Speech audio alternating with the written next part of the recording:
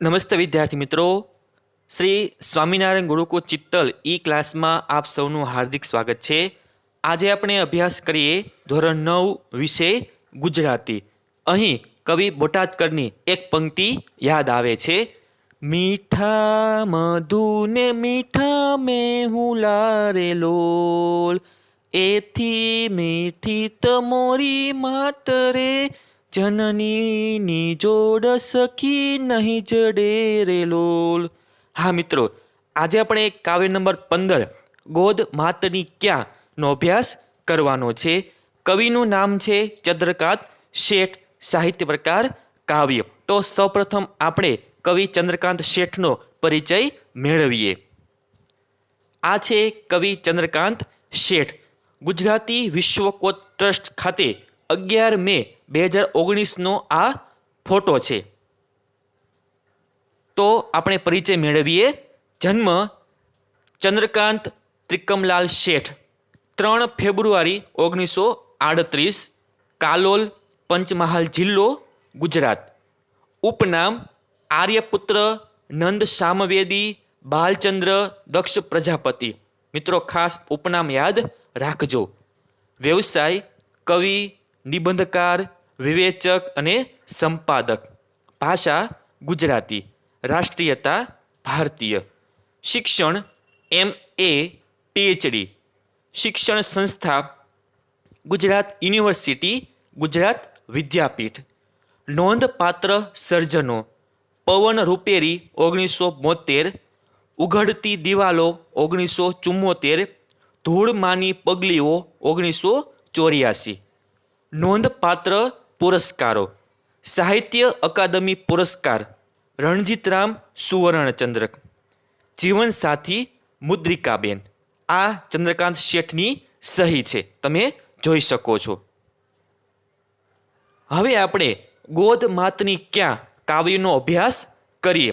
તો સૌપ્રથમ હું તમને આ કાવ્યની પ્રસ્તાવના જણાવું છું, તો તમે ધ્યાનથી સાંભળો. અહીં કવિએ માતાને યાદ કરી છે કે માતા જે છે એ કેવી હોય છે. આ દુનિયાની અંદર બીજું બધું મળશે, પણ માતાનો ખોળો છે એ ક્યારે મળવાનો નથી. હવે આપણે જોઈ શકીએ છીએ કે આપણે માતાને સાચવશું નહીં તો સ્વાભાવિક છે માતાનો ખોળ મળવાનો નથી. ગોદ માતની ક્યાં કાવ્યમાં કવિને આદિથી અંત સુધી માતાની મમતા માટેનો ઝુરાપો સાલે છે. કવિ વિચારે છે જીવનમાં છત અને છત્ર મળશે, પણ એમાં માતાની ગોદનો અભાવ અનુભવાશે. ઘરમાં સરસ મજાનો શયનખંડ અને સુવાળી શૈયામાં પણ માતાની સોડની અનુભૂતિ થતી નથી. જીવનમાં રસ્તા અને રાહી મળશે, પણ ત્યાંય માની હાજરી અનુભવવા નહીં મળે. ચંદ્ર, સૂર્ય અને તારામાં પણ માની વાત્સલ્યપૂર્ણ આંખોની અધૂરોપ સાલે છે. પલ્લવ અને પુષ્પોમાં પણ માનો પાલો દેખાતો નથી. જીવનમાં મીઠા સૂર, તાલ અને સંગીત માણવા મળશે, પણ એમાંય માનો પ્રેમાળ ટહુકો સાંભળવા નથી મળતો. મદદ કરવા 1000 હાથ તૈયાર છે. માના આલિંગનમાં જે હૂંફ અને નિશ્ચિતતાનો ભાવ છે તે અહીં ક્યાંથી મળશે? વર્ષોની હેલી ઉમટે છે, એમાં માના હેતની હેલી તો શોધીય જડતી નથી. કવિ ભર ઉનાળે તરસ छिपावती પાણીની પરબ સમી માની અનુપસ્થિતિ અનુભવે છે. કવિ શિયાળે હૂંફ આપતી માની માયાની અધૂરપ સાલે છે. માની મમતાથી ઉપર આ સૃષ્ટિમાં બીજું કશું નથી, એ ભાવ આ કાવ્યના કેન્દ્રમાં છે. આ સૃષ્ટિના દુન્વયી રૂપો અને જુદા જુદા તત્વો સાથે માના વાત્સલ્યથી જુદી જુદી સ્થિતિઓનું અહીં નિરૂપણ થયું છે. જીવનમાં બીજું બધું મળશે, પણ માની ગોદથી વિશેષ મૂલ્યવાન બીજું કશું નથી. માના સમગ્ર વ્યક્તિત્વમાંથી માત્ર ને માત્ર પ્રેમ, વાત્સલ્ય અને કરુણા જે દ્રવતી હોય છે એ આકર્ષક લય પ્રાસ દ્વારા આ કાવ્યમાં પ્રગટ થયું છે. તુલના દ્વારા માતા માટેના ભાવચિત્રો ખૂબ જ સુંદર રીતે ઘૂંટાયા છે. તો હવે આપણે કાવ્યની શરૂઆત કરીએ. છત મળશે ને છત્તર મળશે, ગોદ માતની ક્યાં?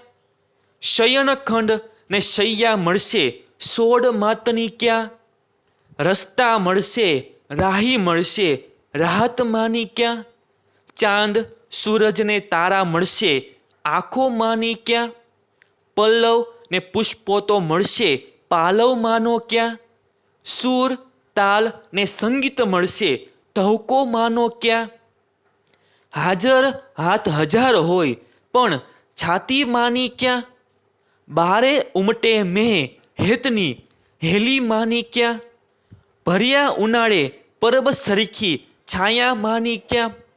ભર્યા શિયાળે હૂફ આપતી માયા માની ક્યાં?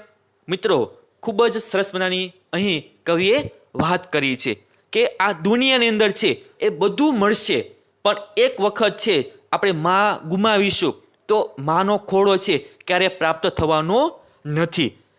છત મળશે ને છત્તર મળશે, પણ ગોદ માતની ક્યાં? અહીં કવિ છે પોતાની માનો ખોળો શોધવાનો પ્રયત્ન કરે છે, કેમ કે માની ગેરહાજરી છે. હવે માતાનો ખોળો મળવો શક્ય નથી. હવે છત પણ મળશે અને છત્તર પણ મળશે, બીજાનો આધાર પણ મળશે, ઘર પણ મળશે, બધું મળશે, પણ માનો ખોળ મળવાનો નથી. તો કવિ અહીં એ પણ વાત કરે છે કે ગોદ માતની ક્યાં?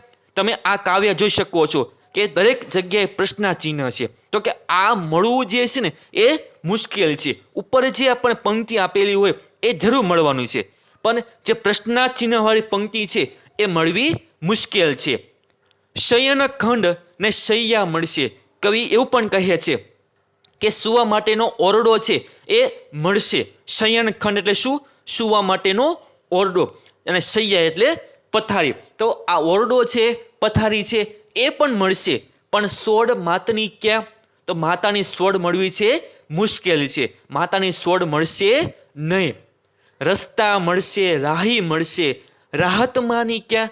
આપણે રસ્તો પસંદ કરીએ છીએ, કોઈ પણ જગ્યા પર જવું હોય તો સ્વાભાવિક છે એ રસ્તો આપણને મળવાનો છે. અને રાહી એટલે મુસાફર, કે સામે જે આપણને વ્યક્તિ મળે છે એ કોણ છે? તો એ રાહી એટલે કે મુસાફર છે. પણ રાહત માની ક્યાં? માની રાહત છે એ મળવી મુશ્કેલ છે. ચાંદ સૂરજ ને તારા મળશે, આંખો માની ક્યાં? હા, અચૂક ચાંદો સૂરજ અને તારા છે આપણને જોવા મળશે. આકાશની અંદર છે ચાંદો પણ જોવા મળે છે, સૂર્ય પણ જોવા મળે છે, રાતના સમયે ટમટમતા તારા પણ જોવા મળે છે, પણ માની આંખ છે એ ક્યારે મળતી નથી. માની ગેરહાજરી થયા પછી માની આંખ જોવી મુશ્કેલ છે.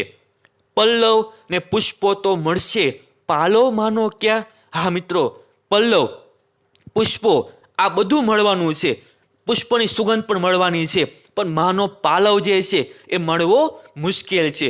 માનો પાલવ છે એ કવિને મળતો નથી. તો આ રીતે કવિ કાવ્યમાં વાત કરે છે કે હવે માની ગેરહાજરી છે, મને આ મળવું મુશ્કેલ છે. સૂર તાલ ને સંગીત મળશે, ટહુકો માનો ક્યાં? માની હાજરી હોય ત્યારે માતા બાળકને છે એ પ્રેમથી બોલાવતી હોય છે, તો માતાનો ટહુકો એ સમય સાંભળવા મળતો હોય છે. પણ અત્યારે માની ગેરહાજરી છે એટલે માનો ટહુકો મળવો મુશ્કેલ છે. હા, સૂર છે, તાલ, સંગીત આ બધું મળશે, પણ માનો ટહુકો મળવો મુશ્કેલ છે. હાજર હાથ હજાર હોય પણ છાતી માની ક્યાં? ઘણા બધા લોકો, ઘણા બધા સંબંધીઓ છે આપણને અચૂક મળશે, એનો સાથ સથવારો આપણને મળશે, પણ માની છાતી છે, માની હૂફ છે આપણને ક્યારે મળવાની નથી. હવે કવિ એવું કહે છે કે બારે ઉમટે મેં હેતની, બરાબર, આપણે જોઈ શકીએ છીએ કે ચોમાસાની અંદર મુશળધાર વરસાદ વરસતો હોય છે, પણ માની હેલી ક્યાં? પણ માતાની હેલી છે, માતાનો પ્રેમ છે એ ક્યારે મળતો નથી. ભર્યા ઉનાળે પરબ સરખી છાયા માની ક્યાં? હા, ભર ઉનાળો હોય તો આપણને પાણીની પરબ એ અચૂક મળવાની છે, પણ માની છાયા ક્યારે મળવાની નથી, કે જેનાથી આપણે માના ખોળામાં રહીએ તો આપણને એનો હૂપ પ્રેમ એ મળતો જોવા મળે છે, પણ હવે માની છાયા ક્યારે મળશે નહીં.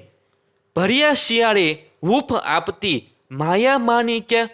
અંતમાં કવિ એવું કહે છે કે ભર્યા શિયાળે, શિયાળાની અંદર શિયાળાથી બચવા માટે, ઠંડીથી બચવા માટે આપણે શું કરીએ છીએ? તો સગડી તાપીએ છીએ. તો આ બધું આપણને મળશે, પણ માની માયા છે, માનો પ્રેમ છે, એ ક્યારે મળશે નહીં. તો આ રીતે કવિ એવું કહે છે કે છત, છતર, શયનખંડ, શૈયા, રસ્તા, રાહી, ચાંદો, સૂરજ, તારા, પલ્લવ, પુષ્પો, સૂર, તાલ, સંગીત, પછી હજાર હાથ એટલે કે આપણા સંબંધીઓ છે, પછી મેહ, પરબ, હૂપ, આ બધું આપણને મળશે. આપણે વેચાતું પણ મળે છે, બરાબર? કેમ કે શયનખંડ છે, શૈયા છે, આ બધું આપણને અમુક પ્રકારની વસ્તુ છે એ બજારમાં આપણે જઈએ તો આપણને મળે છે. પણ હા, આ મળવું મુશ્કેલ છે. એમાં કોનો સમાવેશ થાય છે? તો ગોદ છે, સોડ, રાહત, આંખો, પાલવ, ટહુકો, છાતી, હેલી, છાયા અને માયા. આ મળવી મુશ્કેલ છે. અને આ બધું કોની પાસે છે? તો આપણી મા પાસે છે. એટલે જ કવિ બોટાદકર કહે છે કે જનનીની જોડ સખી નહીં જડે રે લોલ. હવે મેહુલો છે એ વરસતો હોય છે, તો એનું મીઠું પાણી આપણને મળતું હોય છે, પણ માતાનો પ્રેમ છે એક વખત ગુમાવ્યા પછી આપણને મળવો મુશ્કેલ છે. તો આ રીતે કવિ આપણને સત્વની વાતો કરે છે કે માના વાત્સલ્યથી, માનો જે પ્રેમ છે એ મળવો મુશ્કેલ છે. આ જીવનની અંદર છે એ બીજું બધું મળશે, પણ માની ગોદ છે એ ક્યારે મળશે નહીં. જે આપણે શીર્ષક આપેલું છે ગોદ માતની ક્યાં, અહીં એ સાબિત થાય છે. મિત્રો, આ વિડીયો લાઈક કરો, શેર કરો અને સબસ્ક્રાઈબ કરો. Thank you.